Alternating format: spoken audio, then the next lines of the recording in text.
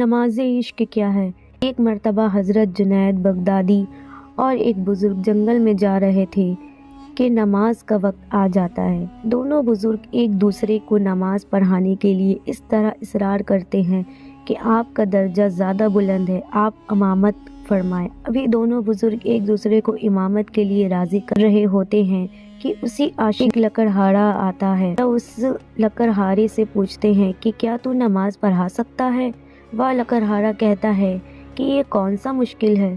لکڑہارا نے لکڑیاں رکھ کر نماز پڑھانا شروع کی کیونکہ دوران نماز لکڑہارے نے کسی سجدے کو بہت زیادہ طویل کر دیا اور کسی سجدے میں جلدی سے سر اٹھا لیا۔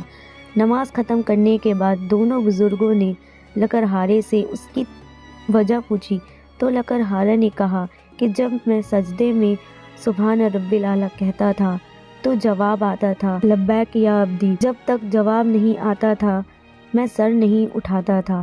یہ نماز عشق ہے۔ ہم ابھی تک اسی ظاہری نماز میں لگے ہوئے ہیں، عمر گزر رہی ہے مگر آگے نہیں بڑھ سکے۔ جہاں سے نماز کی ابتدا کی تھی وہی نماز انتہا ہے، جبکہ حدیث شریف میں آتا ہے کہ مومن کا کسی مقام پر جانا حرام ہے۔ بڑھتے رہو حتیٰ کہ اس کی طلب میں جان چلی جائے۔ اگر اس کی طلب میں جان جائے گی تو ہم شہیدوں میں شمار کیے جائیں گے۔